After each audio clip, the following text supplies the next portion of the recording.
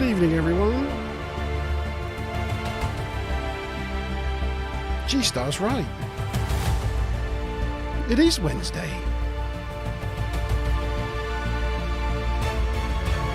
It is 8 o'clock. And yes, it's the TNG review show with me, Montyman, and my co-hosts, Massive with Bob and G-Star. Yay! Yay!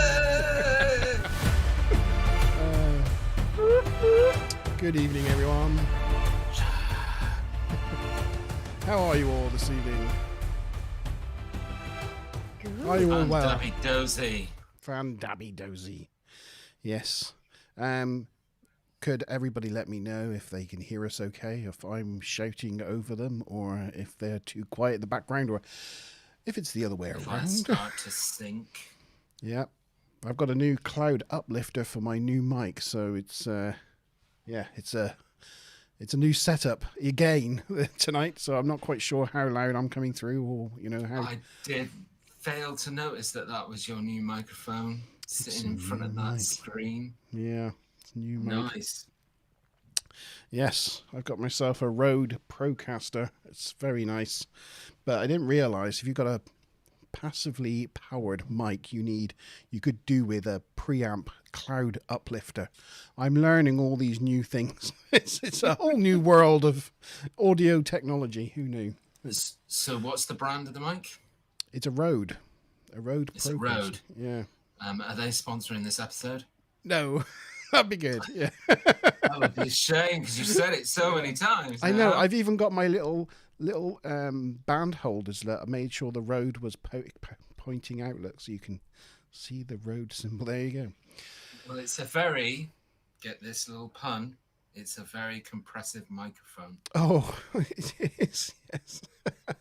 Because you sound compressed to anything. Oh, that's good. That's good. We like a So good it's- compression. It'd be really nice not to have to hear your breath all the time. Hey. Breathing, I should say. People like hearing my Cheeky. Yeah, it's my asthma. That's the problem. Yeah. Anyway, good evening, everyone. Good evening to those already in chat. So good evening to Mickey. Hello. Welcome on board. Good evening to Stu Plum. And my ever-suffering wrench, Milo Rainbow. Good evening to you. He's being shy and not commenting in chat, but evening to Joel as well. I believe he's watching. Oh, I'm slightly louder than the others, so I can bring myself down a little bit. There you go. Hopefully, There's no need to be shy, Joel. Yeah, that'll be good. Just, click away. Click away. Remember, if you're watching, please think about clicking that thumbs up button. Oh. That's thank you. It's a good job you always remind me because I would always forget. Yeah, I haven't done it And myself. that subscribe if you haven't subscribed And already. subscribe. Hello, I'm Joe. sure it Hiya, is. Joel. And Smiler says that's much better, Monty. Oh, is that better? That's good. Yes, I'll try to remember. This is where the settings are on the bars to get a good mix. So there we go. So does that microphone, echo? No, So you're still the only special one in that you're, regard. you're G. the only special one. I still get to do question time. Yes, you do. I would like to get the Rode soundboard with all the levels, and it has buttons where you can press to set the levels, and also distort your voice. You can make yourself sound like a girl or like an old man or something. So, well, I sound like an old man already. I've got that one covered. Not if I get it first. Yeah, all right. And just remember, Rhodes, you can sponsor us anytime. Anytime you like, anytime. Yeah. So yes, tonight we are reviewing the second episode of season 2, Where Silence Has Lease. So that's the episode that we're going through tonight. Mazik Mabob is ready with not too many gaffes tonight, I don't think. Not much trivia either, to be fair. Not but much trivia or goofs. Maybe I should have just researched harder. Yeah. And I covered the Um, interesting things about the director last week. Kind of ruined Well, that part of the show. do you know where the title of the episode comes from? Yes. I do not. You Well, hit us then, Maz. go on. No, then. you go Straight off ahead. the bat. You can go ahead. Well, I don't know the exact details. I just know that it's the last It's line in a from poem. Robert W. Service's poem, The Spell of the Yukon. Oh, there you go. Yeah, I did not know that. There you go. I got loads of useful information ticking around up here. Not at all Googled. No. No, Just no, rattling just around. rattling around. Just rattling. In my own into head. And yeah, well, that's good. Yeah, we covered last week, for those that didn't see it, that this episode is directed by Winrick Colby. I think Kolb, I think his name is, who is considered a great Star Trek director. He directed a load of great Star Trek episodes, including the final episode of Star Trek: The Next Generation, All Good Things, and he directed the first episode of Voyager, The Caretaker, and that's where he met Winrich Kolb. Winrich Kolb. Yeah, that's where he met Kate Mulgrew, and they got together on the set of Voyager. So yeah, so there's an interesting fact about the director of this episode. Sweet little love story. Yeah, it is sweet, and yes. How romantic. And he died a few years ago. That's less romantic. That's Yeah. less romantic. Yeah. I watched Kate Mulgrew giving him a eulogy at one of the Star Trek cons, and it was really touching and quite emotional. But yes, I see Mickey's got onto the journey of watching season 1. He's on episodes 10 and 11 already. Nicely So done. It's not going that's- to take you that long to catch up with where we are then. That's a pretty good effort in 1 week. We're going to be giving you spoilers though in the meantime. Yes. Yeah, sorry, Joel. I got a bit of a downer there. Yeah. But yes, good effort, Mickey, on getting through those episodes. Yes, very good. So, where's Silence Has Lease? Should we get into the episode? Yep. Yeah, let's do it. Let's do start that thing. Journey. Let's start the journey. So, the episode Don't opens up. forget to bring the episode pick up. Oh, pick. Where's my mouse gone? Picky cheers. Pictures. Is it opening picture? There we go. Ah, a little nice Enterprise butt there. Yeah. I always like that shot of the Enterprise. What a pretty butt. Yeah. Always like the ass side. Yeah. Just saying, I was No talking comment. a nice story. I was telling a nice story and then ended with, and then they all died. Yeah, Yeah, sorry. it's very romantic. He's dead now. Yeah, sorry. I should have just left It it is on in the a romantic. Romeo and Juliet fashion, I guess. I guess so. It's He's kind of a just- romantic tragedy. He's just so trained at being so factual, you see. Yeah, I'm sorry. Anyway, it opens up with Picard coming out of the ready room, and he goes to walk on the bridge, and I think he sees Troy sitting in her chair, and he goes to take he goes to walk straight back into his ready room again, like he has a second thought of whether to go onto the bridge or not. But in the end, he decides, oh no, I will go onto the bridge. So he goes on, he sits in the captain's chair, and he does the old Captain Picard maneuver and pulls his shirt down as he sits down. And Troy looks at him and says, "You're worried." It's just, I think that was what he was. That's why he was like having a second take on whether to actually go onto the bridge or not, because Troy was just gonna. Yeah, she'll see straight through him and tell him what he already knows. You know. I was super glad that it was because he was worried, because I just thought it was bad acting at first. What? He's looking super shifty. I was like, what's he been up to? He's looking a bit shifty. He was like, no, no, go. And yes, and it turns out he's worried for Riker, who is with And Worf. And says that there's parts of the Klingon psyche that's best. It's best to remain ignorant about. So, like, you're thinking, what are they doing? What could they possibly be doing? So then you cut to Riker and Worf, who appear to be on a planet, and they're battling some monsters. There's a pretty good fight scene. There's a pick.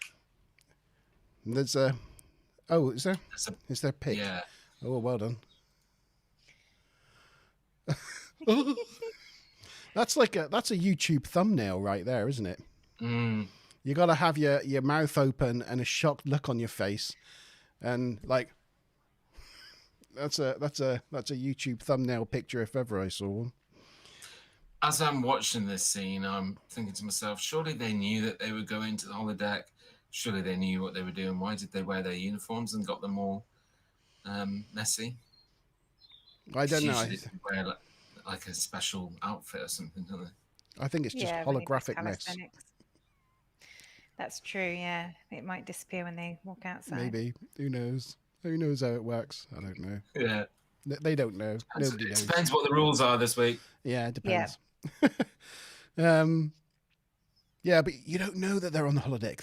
They could be on some really of course you know they're on the holodeck. Crucial away mission. Yeah. But I think the monsters in this are pretty cool. I always like the guy with like the rubbery skull face. They feature in it quite a lot later down the line, don't they? Yeah. It's basically Worf fighting Skeletor with a Thanos gauntlet or glove, whatever you call it. What's not to like? Yeah, he's gonna, favorite bit of the episode for me. Yeah. Yeah, so they're battling away, and then when they're finished with the actual monsters, Worf's like, his adrenaline's going, and he's right up for it. So he turns on Riker, and Riker poos himself a little bit and ends up just saying, "At ease, Lieutenant." He pulls rank on him so he doesn't get chopped up by Worf during their weekly exercise. The picture is just the bit where he's watching how much he's battering the baddie guy. Is that what it is? Yeah. Yeah. Already he's kind of like, this scares me. Yeah. Yeah, Worf does kind of go a bit feral. He goes feral and he's all... Hair everywhere. Hair everywhere. There was some interesting use of stunt doubles in the fight scene. Yeah, I was pretty sure there would be, but it was good anyway. They weren't as bad as before, and at first I was really impressed, like when the Riker double whizzed down the pipe and stuff like that. I thought, oh God, that really looks like him. But then there was a little sort of section of fighting where you could follow and see his face for quite a few seconds. Yeah. And it's not that it didn't look like him. It was just that the beard looked so fake. If they had made the beard look a bit more realistic, I think it would have blended quite well. Yeah. But yeah, I didn't notice any stunt doubles for Worf, but there's so much sort of hair and makeup, it would be difficult to you wouldn't spot it, would you? under it all anyway. Yeah. I thought that was a pretty good maneuver, though. The maneuver down the pole, flip round. Yeah, it was really cool. Yeah. And I quite like the overtones of like the Klingon music, like from the films in it. That sort of so you get the whole sort of Klingon vibes from it. So yeah, pretty good opening tease. Cut to intro. Cut to question time. Question time. So we're starting with there was no echo there, G. Where was your echo? There was no echo. What happened? There was echo, wasn't there? No. Is there echo now? No. Anyway, we'll not worry. We'll not worry. Oh, it's echoing for me. Yeah, I think we're coming. Is it echoing for you guys at home? I think we're coming through on another mic. I think we might be coming through on the laptop mic. But anyway. I'll sort that out in a minute. Sort that out while I'm talking. I'll sort that out. Anyway, right. The echo came up earlier on, though, didn't it? No. Oh, okay. No. Okay, so Lieutenant Commander question worth 25 TNG points. Ooh. It's multiple choice. So just after the opening titles, when Picard does his captain's log, what is the star date? Are you ready for this, Smiler? Is it A, 42293.6, B, 42193.6, or C, 42393.6? I'll go through them again. So, what was the when the captain was doing his personal log? What is the star date? 42293.6, 42193.6, or 42. It's not. It's multiple choice. So just Yeah, take a stab in the dark. you got a 1 in 3 chance. So I'll try. I'll get through C. Right. So C is 42393.6. So A, B, or C. What was the B one again? The B one was 42193.6. And A was. Well, look, Smiler's got it, so Oh, well done, can't be that Smiler. bad. Well done. Oh look, Smiler. I got my Joel says B. Mickey says lol. I got my Captain Picard mug out, all specially for Karen, but Oh, where is she? Have you messaged her? no, Oh, nobody's reminded her. nobody's reminded Karen. Oops. She missed. She should need reminding. It's got Captain Picard on one side TNG. and Geordie on the other. Anyway, Does she like Geordie too? I don't know. Oh, you said it was for Karen. I thought there was a link there. No. You can guess, Mickey, even if you haven't seen this episode. You may as well guess. I'd go with Smiler C, Rainbow look, said, 'cause- "No echo, no echo, no echo." Yeah, very good. I mean, Joel's gone for B and Stuplum's gone for A. So Mickey, I'd go for C. You know, you've got a chance of getting ahead. Echo. Who knows? You don't know, do you? Oh, there's an echo. Oh, there you go. Whether I heard the echo. Question time. That's Yeah, better. that's There working. There you go. Yeah. Right. There's another picture, I think. Who's there? No, there may not be. Actually, no. No. Yes. No. No. But it is a picture of the Riker maneuver. It is the famed Riker maneuver on the operations console. We've been waiting for one of those. He's done it on rocks and logs and other things, but this is the first time of many times he puts his feet up on the ops console, and yeah, Data has an uncomfortable time. I think that's because, and not to bore anyone, but because they changed the console design on Ops and Helm, in that they made the chairs a lot more upright and swivelable, rather than them being the scooped down buckets that they were in the first season. So I think he can put his foot up there now and lean on the chair, where he wouldn't have been able to do that before, because Data would have been a lot lower and a lot more scooped back. Anyway. Swivelable. So it's a new word. I just created it. Oh, I like it. I don't know. Okay, so Act 1. The Enterprise is heading through a part of space that they've never been to before, or that no manned Federation starships have been to before. And Data detects an area of blackness. What could it possibly be? Oh, there's Karen. Who messaged Karen? I did. Oh, well done. Karen, look up the chat feed. Look a bit further. First I haven't question. given the answer yet. Yeah, we haven't done the answer yet. So get your answer in for question 1. Just to point out, I think there's a picture of the hole in space, because he's pointing. Riker's doing the Riker maneuver and pointing, and he's pointing at the hole in space, and there's a picture of the hole in space. The next one is a picture of the hole in space. Yeah. Oh, is it? Yeah. There's the hole in space. The hole in space.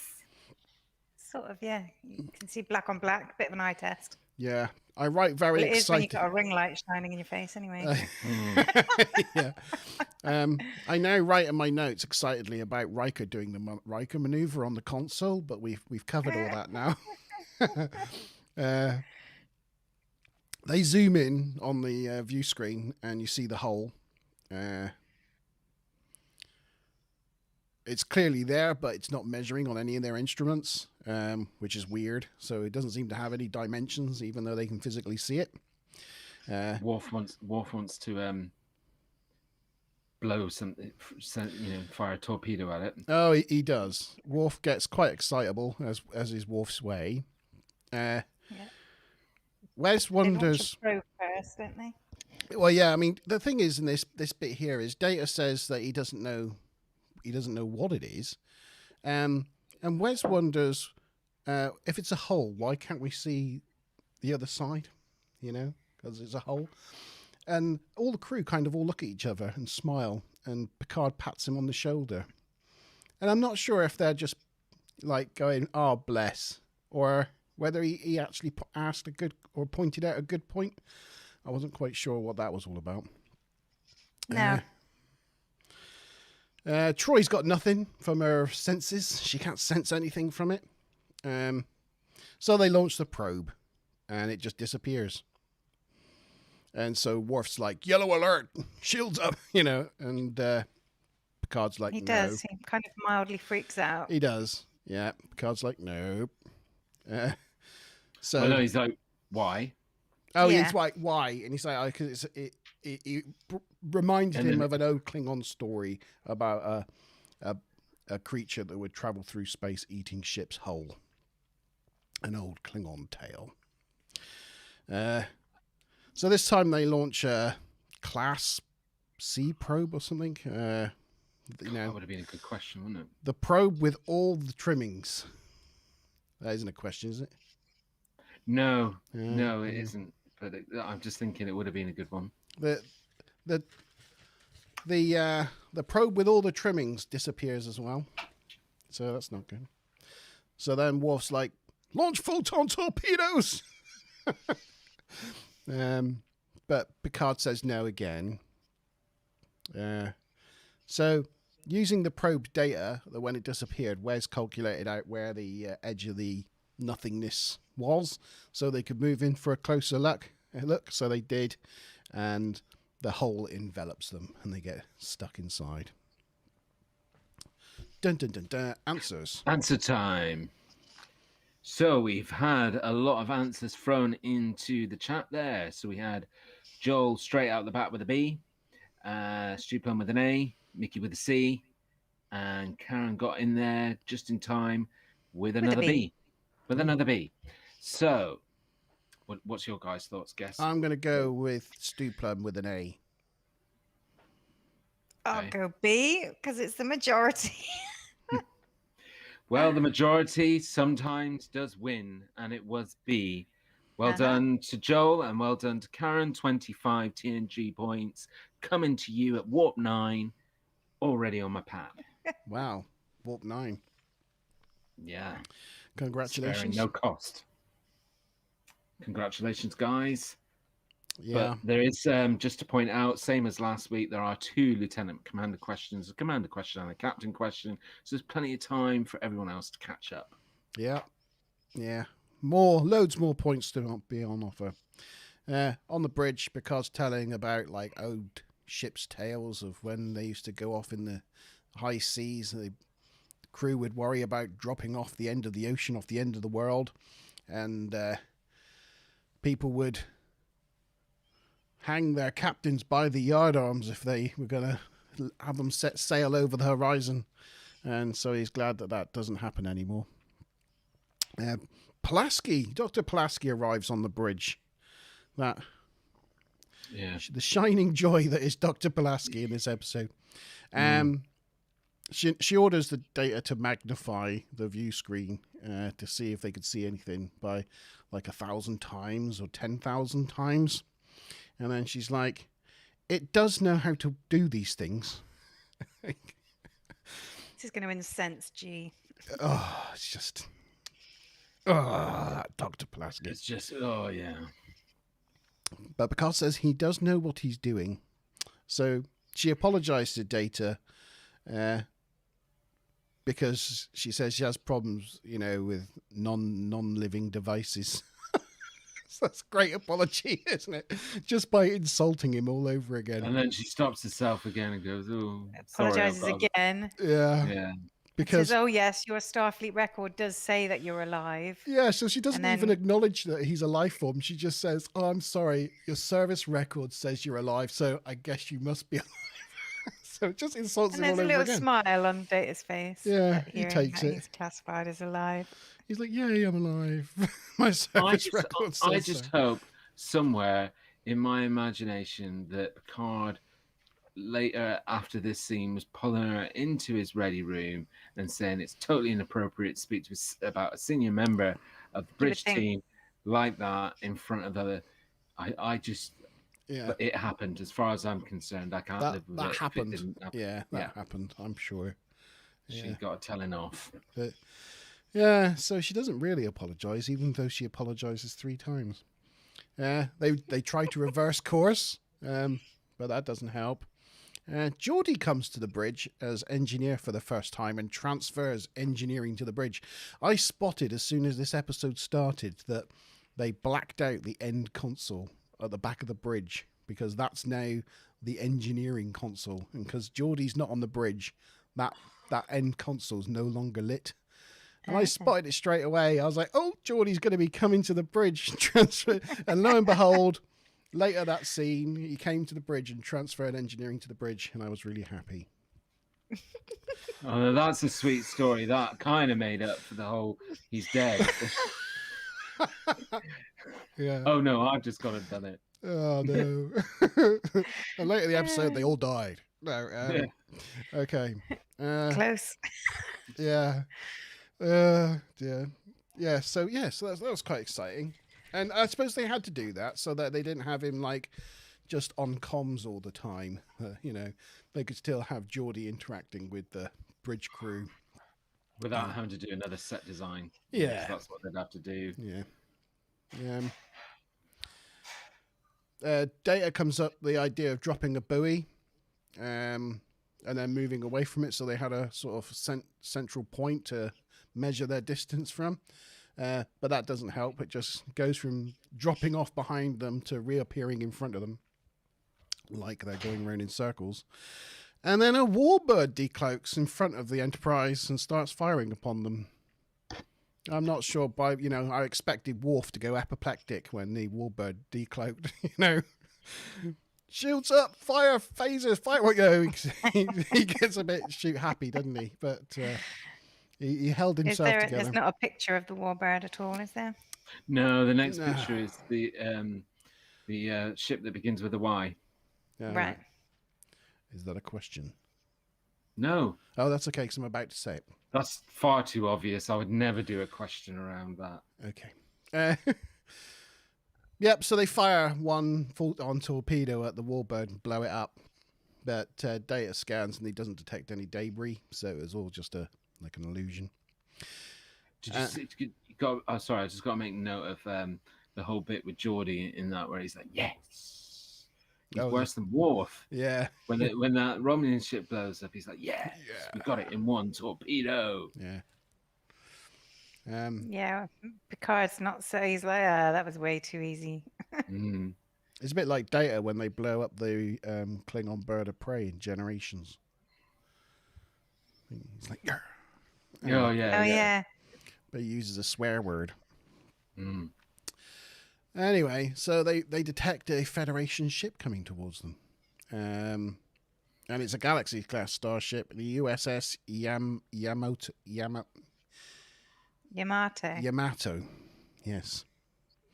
And on the bridge, they say, there's detect another ship approaching, and it comes up, and Riker looks at it and goes, I think it's a Federation ship. Bearing in mind the view screen is full of a Galaxy-class ship that looks like the mirror image of the Enterprise. And he's like, I think it's a Federation ship. He must have because they're just looking at a green screen, so he doesn't know what they're staring at. So he must have watched the episode back when it was finished and seen this massive Galaxy-class starship in front of him and gone, why did they make me say that? It makes me look like a right idiot. Yeah. Do you know what Yamato is? Where that name came from? That's a Japanese warrior, isn't it? It's The close. battleship?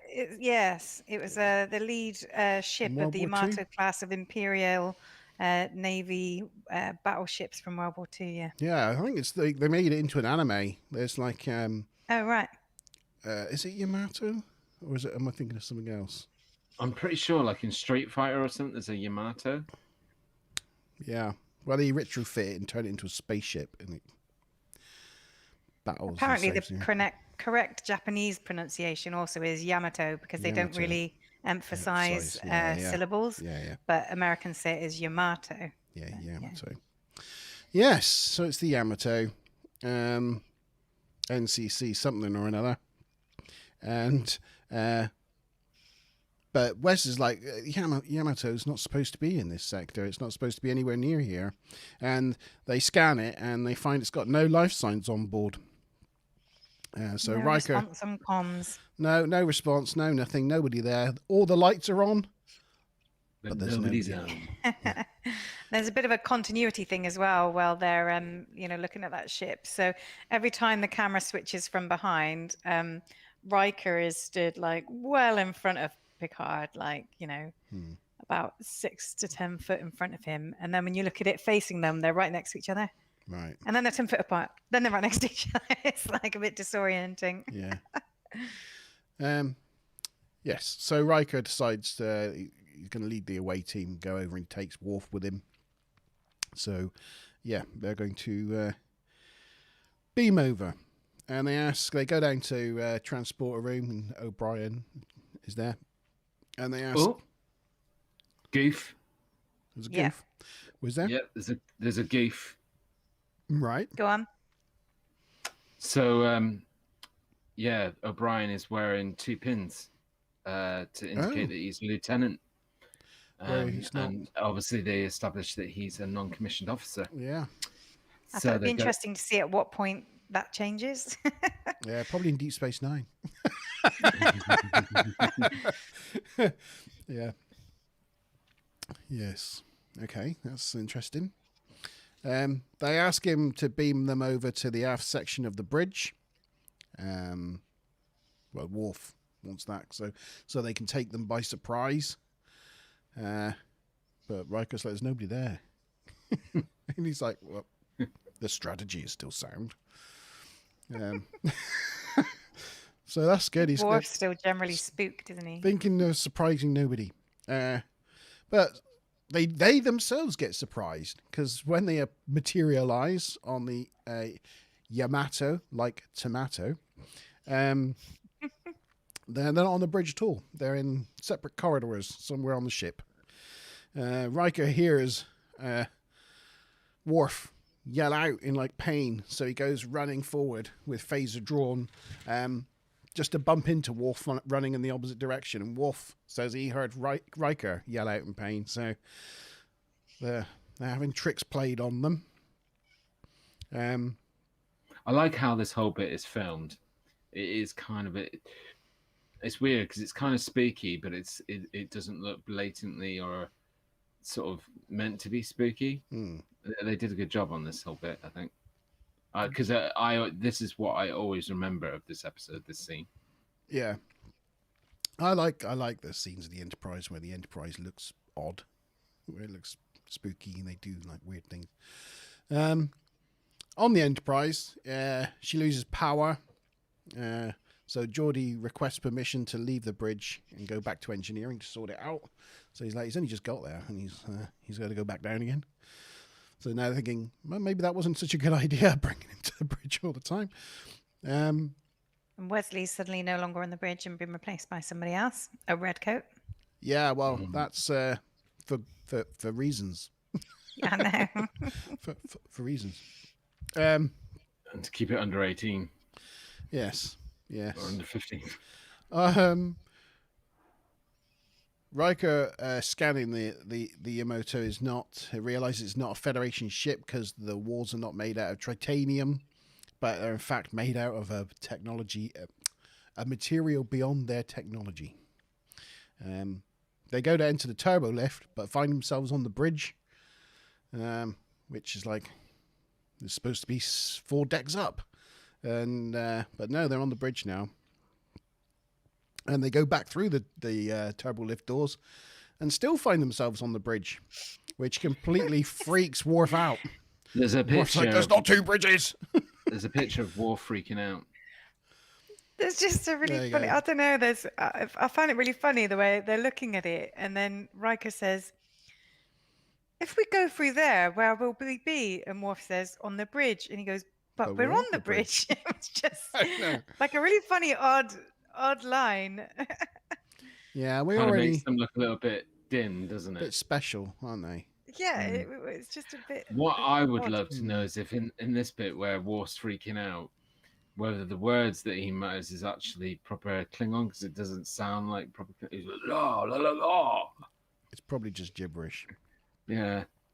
Yeah. There's also a bit of a goof, but it's been digitally scrubbed, so I doubt any of us would have seen it anyway. But apparently on the Yamato, the dedication plaque on the bridge read Enterprise.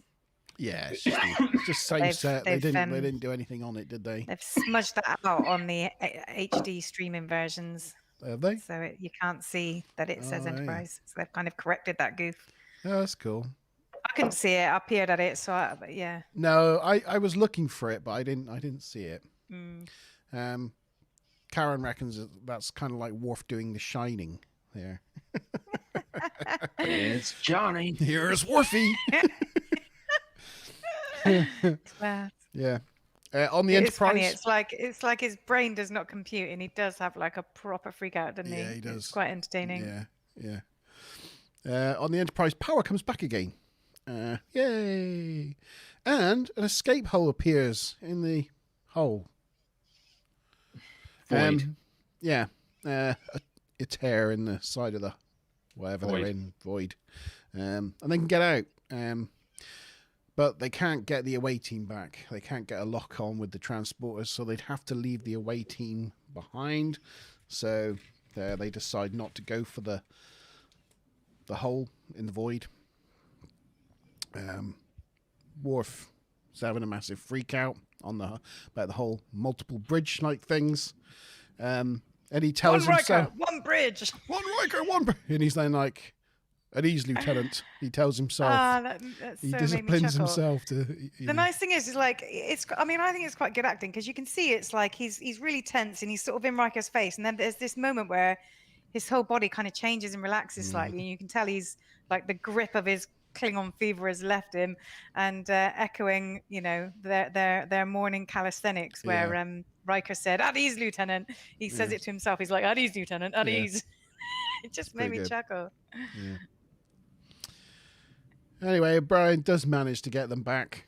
Just after that, the ship disappears, and the opening disappears, and then it reappears somewhere else. So they're like, set course to over there, and as they approach it disappears again.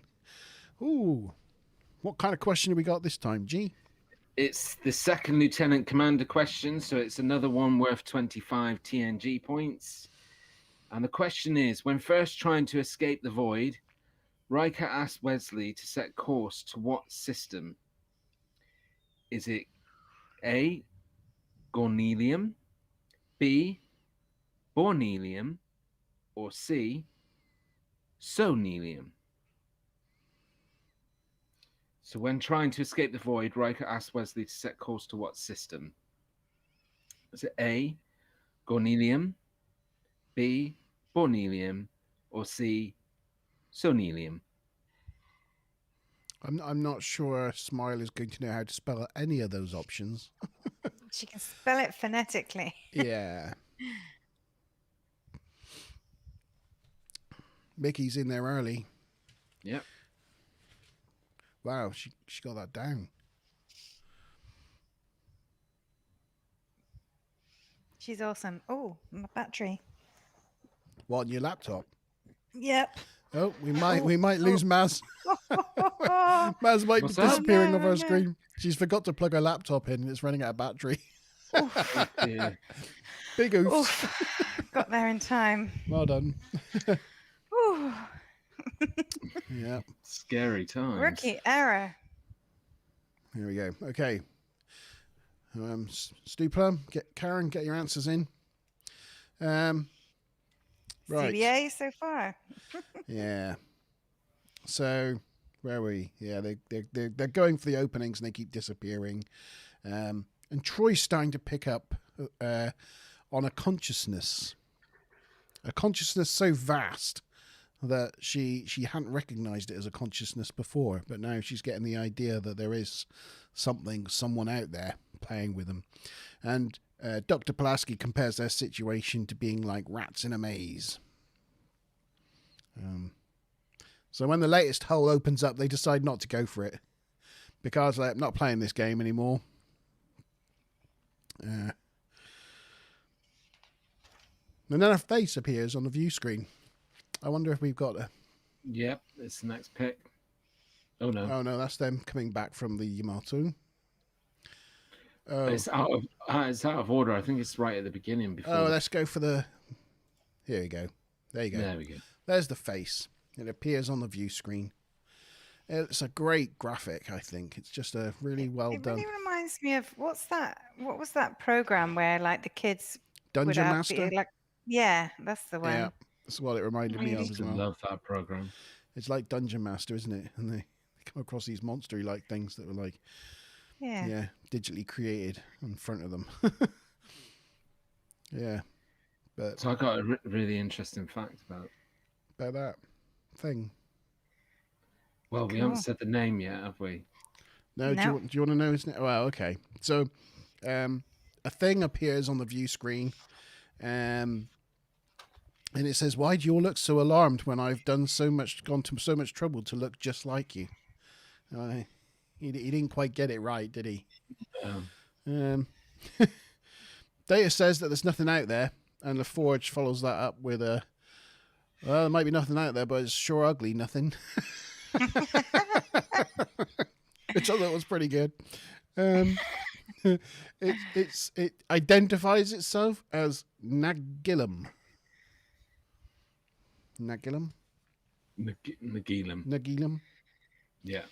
And it goes through and recognizes the crew. So it says it recognizes Data for being a different construction to the others.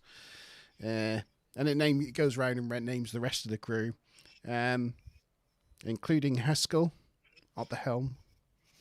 Good old Haskell, eh? God, we all love Haskell at the helm. He's what a wonderful job that lad does. I think he's just an amazing I was just thinking to myself the other day that it was a real shame. You know, he would. I'm thinking that he could be part of the bridge crew. You know, down the line. I'm looking forward to seeing how his character develops. Starting to show some talent, and I think he should be brought forward. And like you're saying, I'm looking forward to seeing him feature more in future episodes. Yeah, and his wife and young family. Yeah. Yeah. I mean, it'd be good to get his backstory, and I think he carries off the red shirt really well. So it's the red looks really good on him. Yeah. Anyway, did you want the interesting fact about Nagilum? Go on then. Yes. Go on then.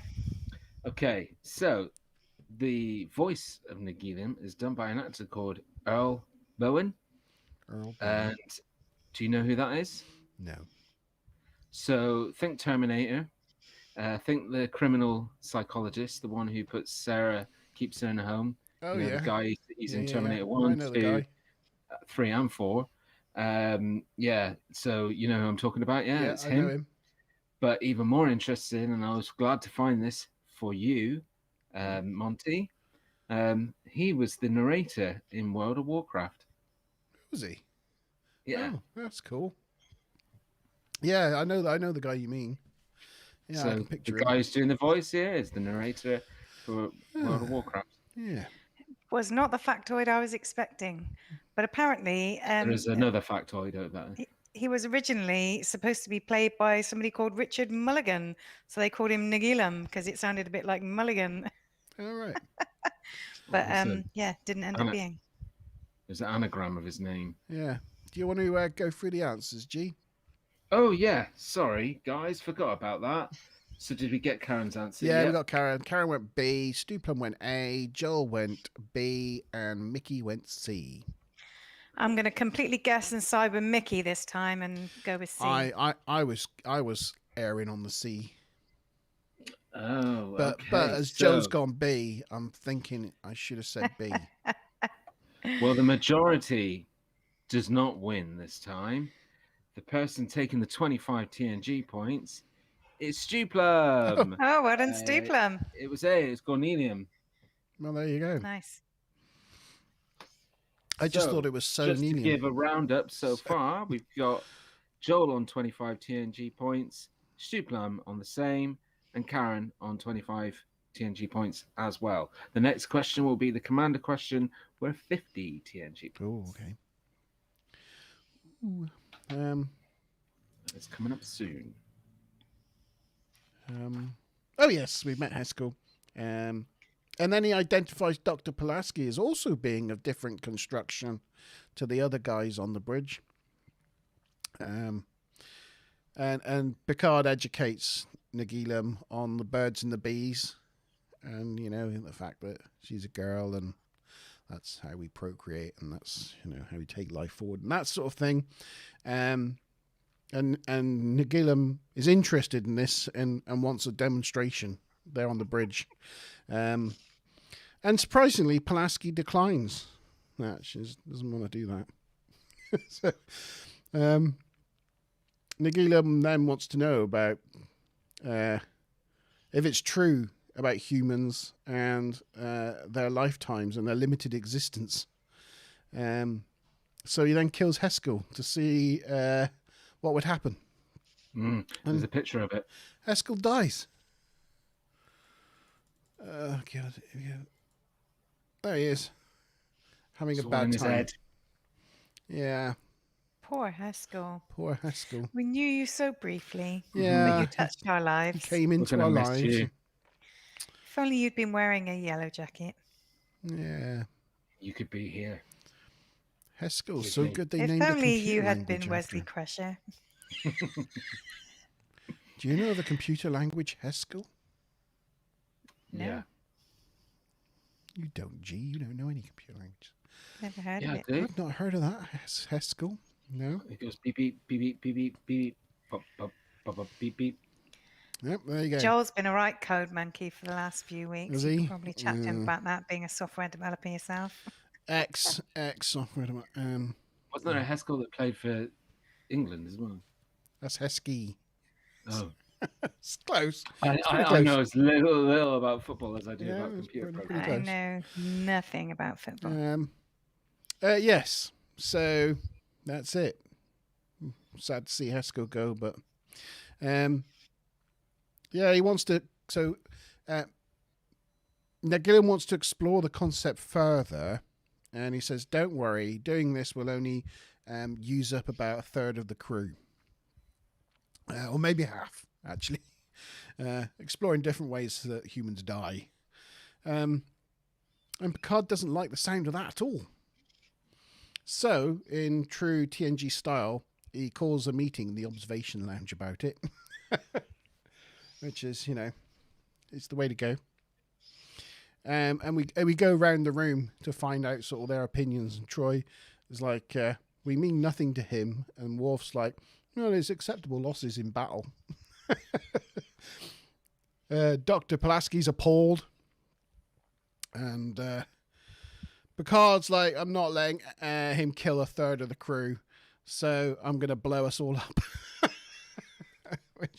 which is a strategy, that's one way of looking at it. I just wish Nagilum had sort of like thrown Pulaski around the bridge a little bit more. Oh, he did throw her against a wall. It was like, do that again. I'm sort of talking like one side to the other. Would it be more funnier? Yeah. And then back again. Yeah. Yeah. That would have been awesome. Yeah. Data would have been there chuckling.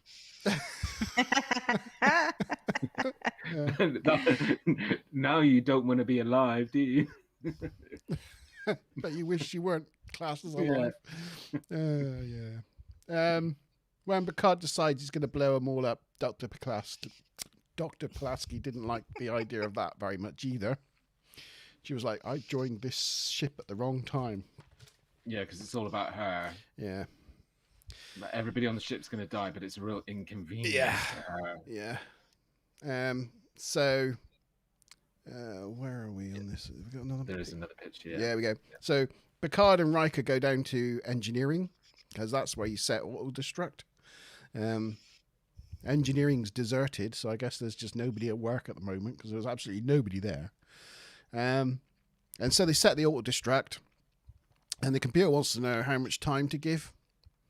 And it's quite interesting because they're both like, "Ooh, that's a good question." They were kind of like shocked by it, which makes sense because when they were asked before, when they set self-destruct before, it didn't ask them the time. So I don't know if it's like must be an upgraded computer protocol, but they were certainly surprised by the question. Maybe. Yeah, I mean, I read that as a goof, so it's labelled as a goof. The fact that in the season 1 they established that auto destruct, you didn't have any control. It was predetermined 5 minutes, and then this time it obviously asked them.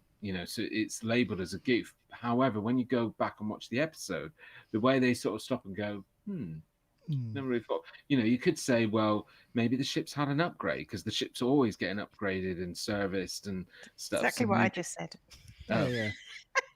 It's a very good point, Maz. No, but I'm just pointing out that it's not.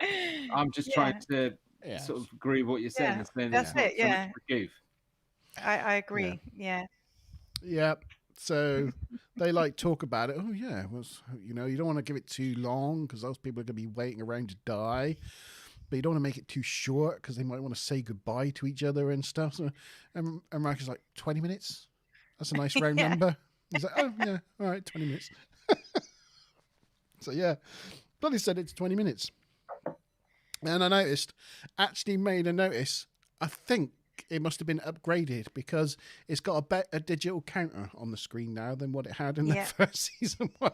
I didn't notice about the whole setting the interval thing, but I just noticed the actual display of it was a lot better this time around. I mean, they must have some kind of cloud-based evergreen maintenance upgrade schedule for their computer systems, I imagine. Upgrade over subspace. Yeah. Yeah, subspace cloud. Yeah. It's probably called Nebula, not cloud. Nebula. In this case, void. Nebula. I like that, yeah. Okay, cool. So Picard's chilling in his quarters, listening to some classical music. I'm sure, Maz, you probably could tell me what classical music he was listening to. But she's not going to. Oh, is she not? No. Oh, okay. Unless she wants to rob everybody of 50 TNG points. Now I'm saying Picard's chilling his quarters, listening to classical music. Is it time for a question? Yeah, I was going to wait until you mentioned about the doppelgangers, but that's fine. Question time. Yay! So, as I said, it's Commander question. We're 50 TNG points. But I'm going to throw some bonus points in here. Just for a little bit of fun. I'm going to call the bonus points, well, considering it's quite a hard bonus to get, let's say 50 TNG points. So 50 TNG points for the correct question, 50 TNG points if you can get the bonus. So I'll tell you what the bonus is after the question. That's so when the Gilliams doppelgangers enter, which are Troy and Data, visit Captain Picard in his cabin, he's listening to what composition? Is it A, and apologies if I pronounce these wrong, Criminopede number 1, B, La Boheme, or C, Nocturnes? Is it A,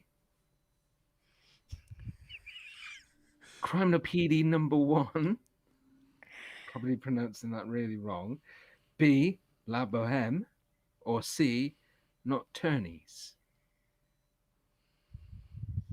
And the bonus answer is, well, let's do the answer first, and then we'll throw the bonus in there. Okay. Right. Well, let's. I feel a bit sorry for Vicky on this one. Yeah. Yeah. Just put A, B, or C. Smiling, sorry. What was the sort? A, B, or C? Yeah. So he's chilling out listening to this classical music when Troy enters and tells him that destroying themselves won't change Nagilum's mind. She's felt that, and it's very, very clear. What was it? What did I do? Nothing. It's Smiler. Oh. That's quite funny. Crime in a PD number 1. Oh dear. B. Tabohem. Or C. Nocturnese. I think it's supposed to be Gymnopedie, La Boheme, and Nocturnes, I think was what it was supposed to be. Just saying. That's great. Brilliant job. Answers in from everybody, yeah? It's Karen answered. Karen's I don't think C. I don't think Karen's Joel gone for Nocturnese. So most people are going for Nocturnese. Yeah, well, Joel's answered, but with a correction. Spell them slightly, but so not everybody's answered. I'll just give out the answer. It was A. I figured it was A. Not crime. Yeah, it doesn't even begin with a C. It's a gymnopedie. Is it? Oh, that's my bad handwriting. Thought it's a G. Yeah, sorry, gymnopedie number 1. Yeah, that's the one. Yeah, the number 1 is important. So the person that got that correct was Joel. Yeah. And the bonus question was going to be, but I can't give out the points now because I never got to ask the question because Joel's already put it in chat. And the question was going to be, what was the name of the composer? Oh, I think it's Eric. Well, I guess Joel just gets the points already then. Yeah, give them to Joel. However, props to me, because I want to know everybody the kind of level that I go to for these questions. The other 2 options, La Boheme and Nocturnese, were both French compositions from the same time period as the correct answer.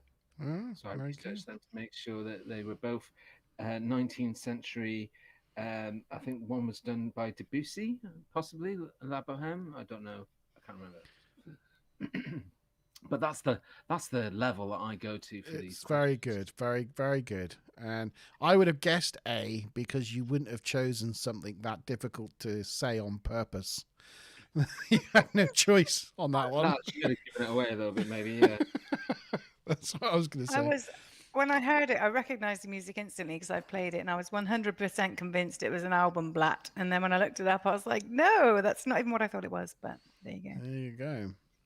So just to give a roundup, we've got Joel on 75 TNG points, Stu Plum on 25, and Karen on 25 as well. But with the captain question still to come, worth 100 TNG points, it's anybody's game, really.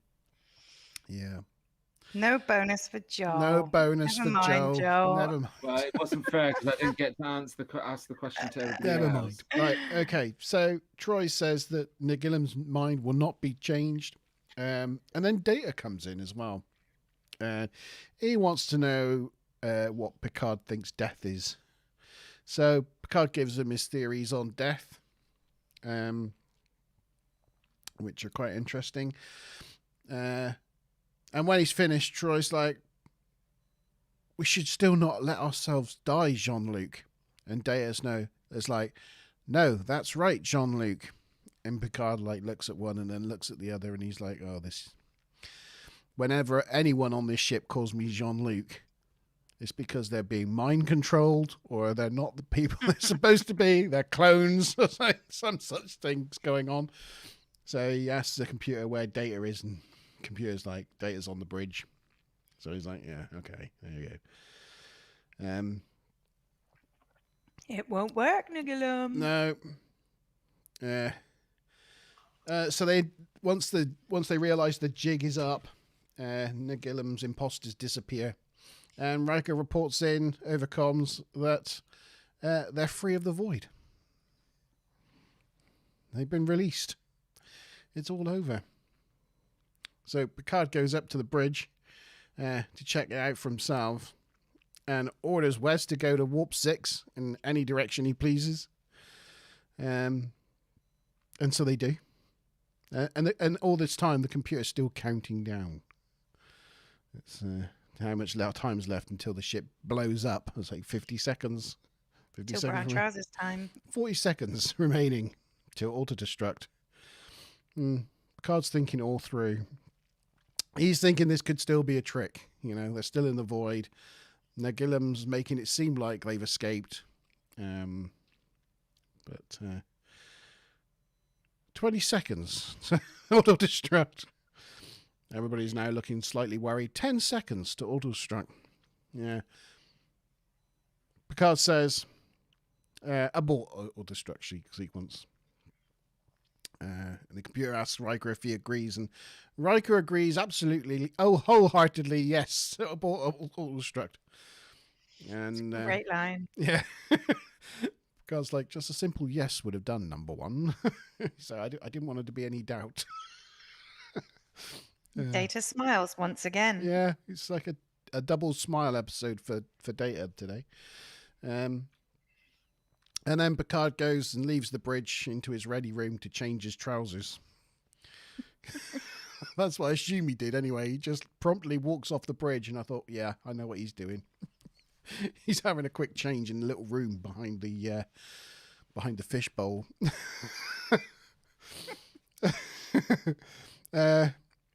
But in his ready room, he's actually staring out the window, wondering aloud that he hopes Nagilum got what he needed.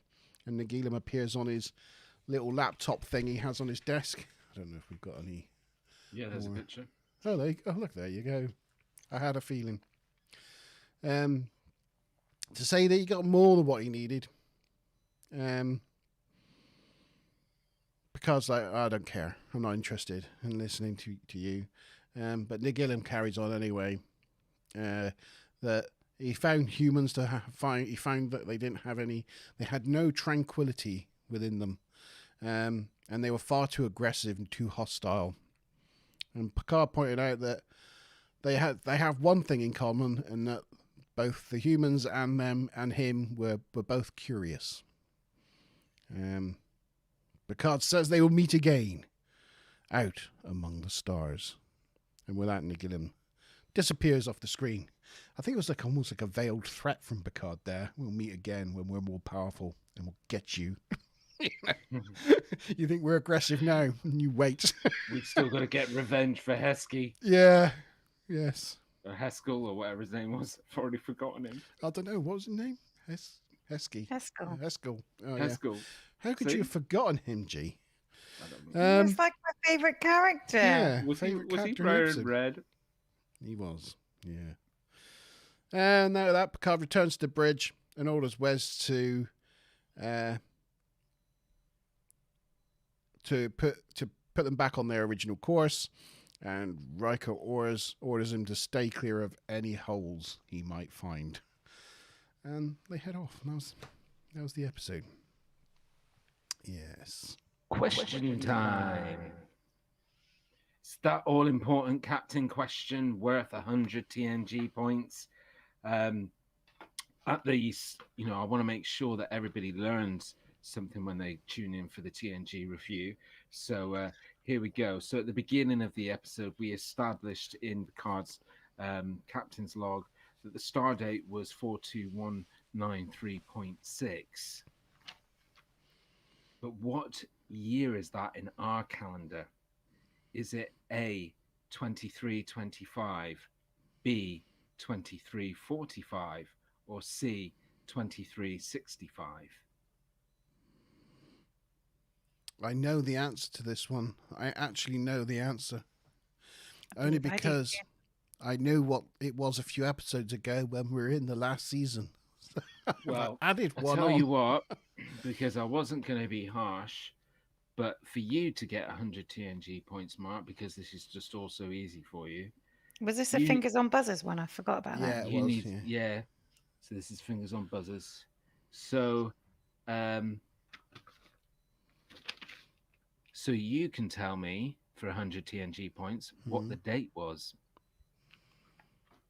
in the year. You want the date? Oh, I've got the date and the time of day. wow. Wow. But I don't want to make it super hard for everybody. Okay. All right. So we've I'll got go with so far. the 23rd of July, a Thursday. No, I have no idea what day of the week that would have been. I'm going to go earlier. I'm going to go sometime in March. Like now. What's the date now? No, It's not we're in March, it's April. Middle of maybe April. April. Yeah. I'll go April. I'll go the 14th of April. I'll go July. And I'll go with 2365. Me too. What? Right. So basically, Joel was in there before anybody and got the 100 TNG points. Mickey guessed A, Stupum guessed B, Karen didn't, but Joel already got in there, I think. Oh, sorry, I didn't see Mickey's guess. But it was wrong anyway, so that's fine. Sorry, Mickey. Savage. Yeah, so what date did you say it was, Mark? It was 2365. April. I said the 14th of April. Oh, you're so wrong. You don't get 100 points. No, so to be precise... I said July, I think. Okay, no, you were wrong as well. So to be precise... Was it March? The star date was 42193.6. That was 1556 on March 12th, 2365. Oh, God, I was going to say March. See, You don't did you say all March, feel like then you've you learned changed it something? to April. I know. Yeah, when you said March at first, I was going to say the 14th of March. He's read it somewhere or seen something, but I actually went into a online calculator, Stardate calculator for that. Well done. Again, not just showing off the lengths I go to. Oh, yeah. I like the effort you put in, G. Yeah. Well, okay. Joel says he just guessed completely, so it wasn't because he knew it like we did. But he also said earlier that Jean-Luc, the only person that calls Jean-Luc that is Bev. But of course, she's not in this season. No, that's right. She's not here. And Karen says A. So Joel obviously doesn't play poker. You should just act like you knew it. I would have thought you were some sort of TNG expert. We already think that. And I'd be nervous to have you on and like make my questions more difficult. No. But just to give just a roundup of where we finished on points, we had in joint second place Stu Plum and Karen on 25 TNG points, but with a massive 175 TNG points. The winner this evening is Joel. Yay! And I think as a prize, we're just going to have to invite Joel on the show. You're going to have to come on next week, Joe. You're going to have to come on next week and join us to talk about what's the episode next week? Elementary, my dear Data. Great episode. Well, you may want to speak to Smiler because I think she's got some sort of Picard cup in mind. A Picard mug. There was something in chat earlier on. What? Oh, you didn't show Karen the Picard mug. Oh yeah, I'm using my Picard mug today, before, Karen. Look, it's for you. Look at his little face. Is that one where you put the tea in and he undresses? Eh? No. Oh, yeah, that'd be good. He's sensitive one. Yeah. And he's sensitive, Jean-Luc Picard. That drops his Karen kit. would want that one. Oh, yes, please, she said straight away. She's right. Like, she got in there quicker than she did with her answers. Oh, yes, please. Give me that. Yeah. Yeah. Oh, he doesn't have. He doesn't have a uniform to wear. Oh, that's okay. That's fine. I doubt my red one would fit him. No. Well, you could try. Just wear a Star Trek. It would probably be a bit baggy on Joel. Yeah. I've got a little badge you can have. I've got a little badge too, actually. Just cover you in badges. We'll see what we can do. I've got a uniform hoodie. We could stick on him. It's quite large. You do. That would be absolutely gigantic on him. It would, well, yeah. Looking forward to having Joel on next week. So he's going to be on your cam, Maz. Is that right? Yeah. Yeah. theoretically, as long as everything goes right with travel plans, etc.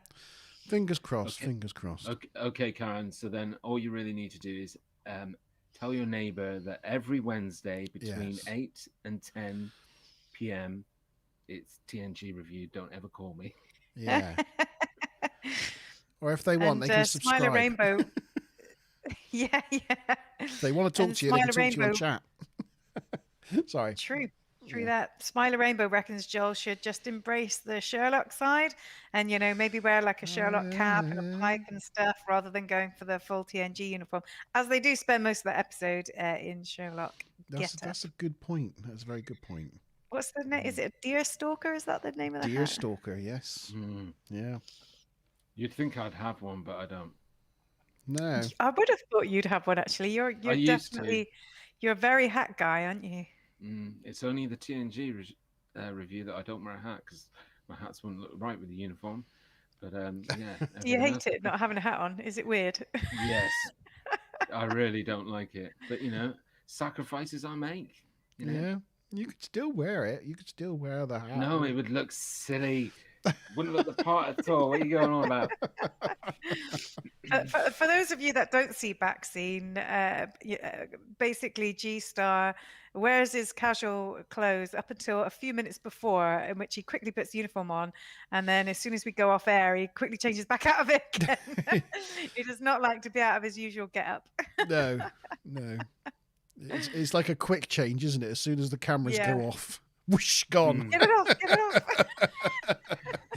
Yeah. Well, in preparation for next week, guys, start learning everything you can about Sherlock Holmes and all the novels. Is it going to be a Sherlock Holmes quiz? Wait. Yeah. I'll be asking some difficult investigative questions next week. I just watched the what's his face? Oh God, I can't remember his name. Cumberbatch, the series, the Sherlock Holmes, that series. I just watched binge watched that recently, but I don't know if that's going to help me at all. It's obviously a modern adaptation, but it was pretty fun actually. I quite enjoyed it. Yeah. Karen says, "Hats off to you, G-Star." That's the first sort of funny thing we've had all night, isn't it? I don't know where. Steve Bum hasn't been on his pun machine as usual. There was only one other, I think, thing that I had in my notes that I forgot to mention, but when Riker and Worf were on the Yamato, like tomato. Riker used a tricorder. Yes. One of only 2 times ever that Riker uses a tricorder. One of 2. Not that that's that interesting, but he has like the little people to use tricorders, doesn't he? I guess so. Yeah, he's kind of command. He doesn't have to scan things himself. He just tells other people to scan stuff. But yeah, apparently the only other episode being Power Play, which I think is a couple series later. Yeah. Okay. Apparently. Well, this gives us something to look forward to. Yes, really exciting. I think that was it. I didn't really. It was very light on the trivia and goofs this time, to be fair.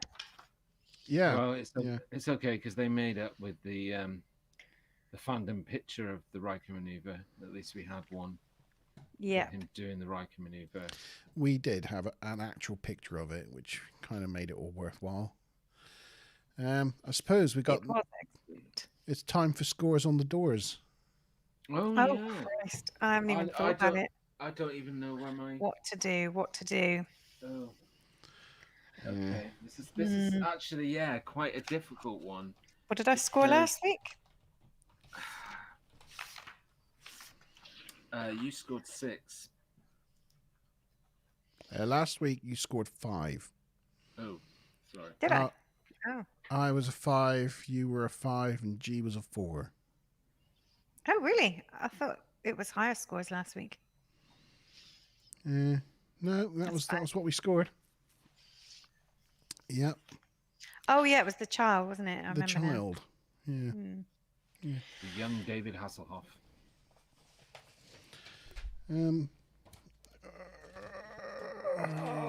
Between 2 scores, it's tricky. Yeah, I'm a little bit. So ready whenever you guys are. And people in chat, if you want to give us your scores out of 10, what do you think of this episode? 1 to 10 or 0 to 10. If you want to give it a 0, feel free. G made that possible for everyone. What? Yeah, feel free to give us your scores.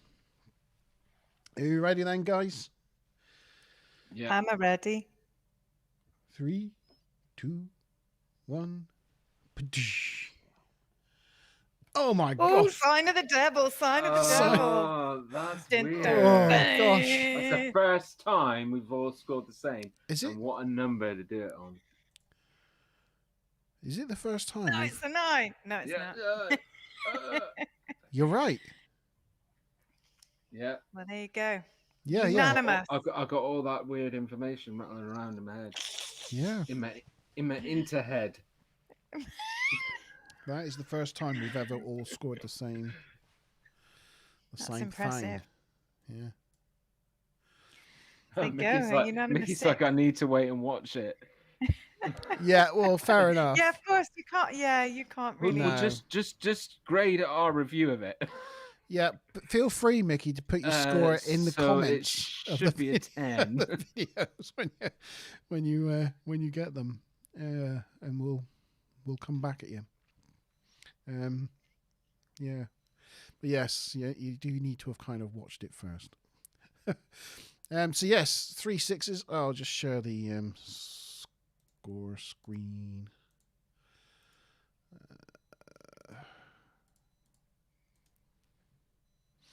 There we go. So And we need Joel scribbled down for a point to join Stu Plum as well. oh yes. Yes, so we have Joel at 1 point. Yeah, so that's Stu Plum on 1 and Joel on 1.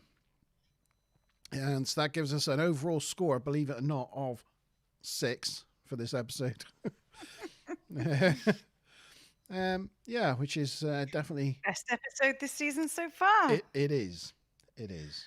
I think I can say with absolute certainty that next week will be a better score.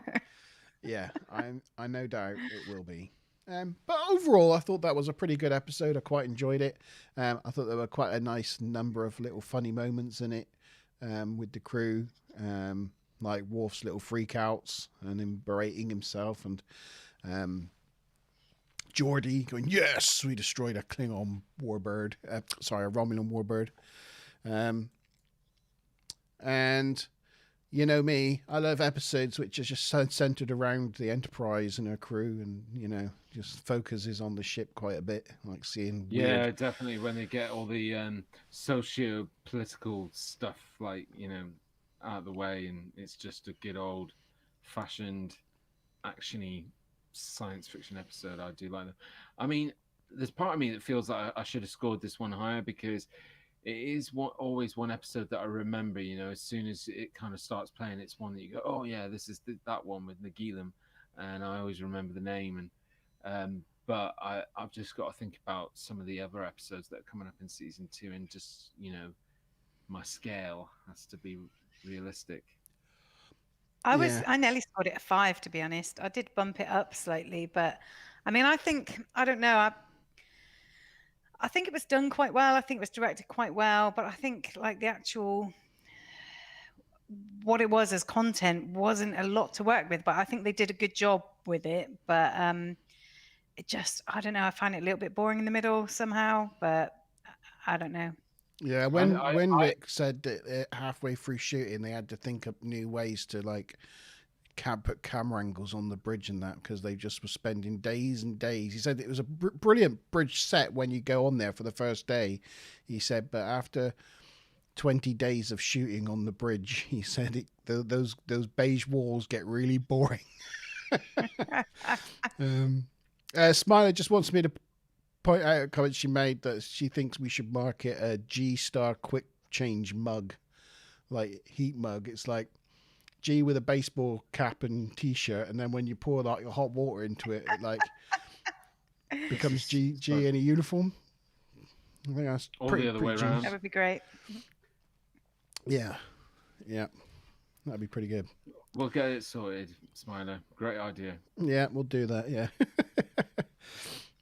Yeah, I mean, again, it's just like if you were to take this episode and plop it into season 1, it would be far superior to most things in season 1. I think from a storytelling point of view, in terms of like the emotiveness and but I have to score it on what I watched recently, and because we all go back and watch them again, and I think actually the one thing that lets it down, if I could put my finger on anything, is the depiction of Nagilum. It's like up until the introduction of Nagilum, the episode is really kind of, oh, what is going on? This is all a little bit creepy and a bit strange and a bit weird.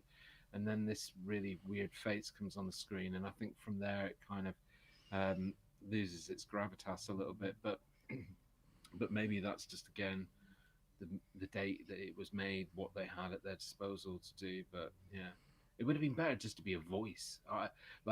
Steven Spielberg had it so right in 1975 with Jaws, and just he decided to take the shark out of the film, and it made it so less is more, and the imagination is more powerful than anything. So yeah, it would have been better not to. I would have chosen not to feature Nagilum at all, just his voice.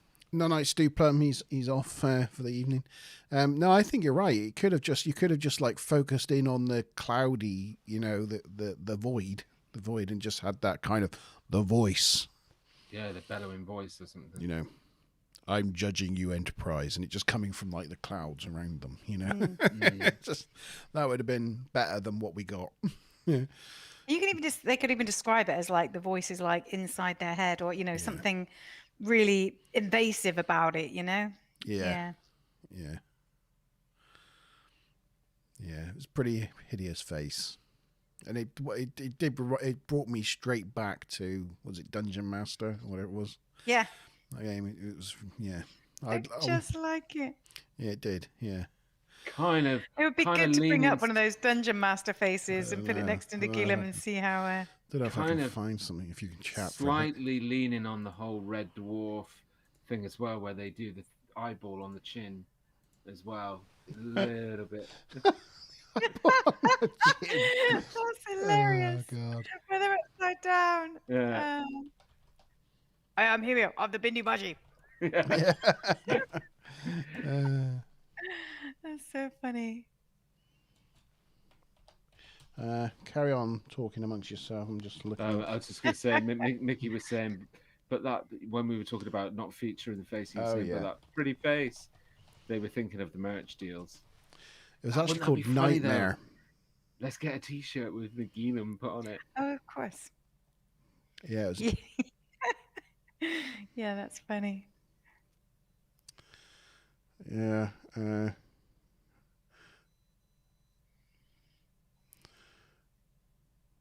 What's up? What's the problem?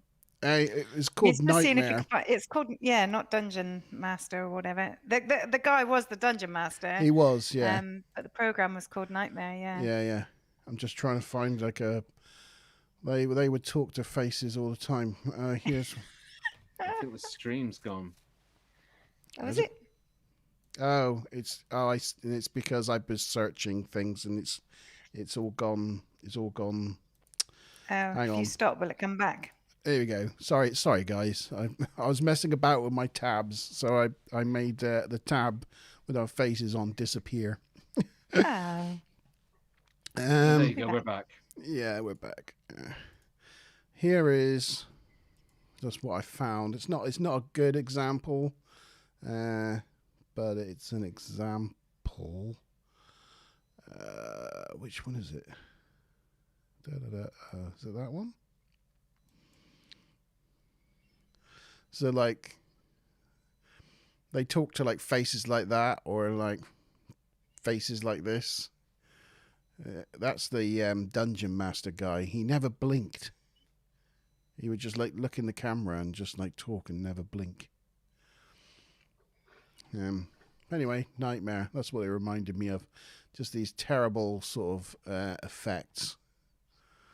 I don't know if anybody remembers this series at all. Oh, I do. We were talking about it the other week, weren't we? Yeah. But I used to love the end bit when they were on the squares. Yeah, on the squares in space. Yeah. Anyway, that's a bit of nostalgia of Nightmare. I know I probably missed Stu Plum going now, so good night, Stu Plum. But thank you for everybody for joining us this evening. Yes. So, yes, join us next week for Elementary, My Dear Data, 8 o'clock next Wednesday. And, yeah, I hope you have a good week. Oh, don't forget, we should have the Fortnite live stream over on the Montalban channel tomorrow evening if I'm feeling up to it. I did have my jab just before the live stream this evening, my COVID jab. So hopefully I won't get any side effects from that tomorrow, and I'll still be okay for the Fortnite live stream tomorrow evening.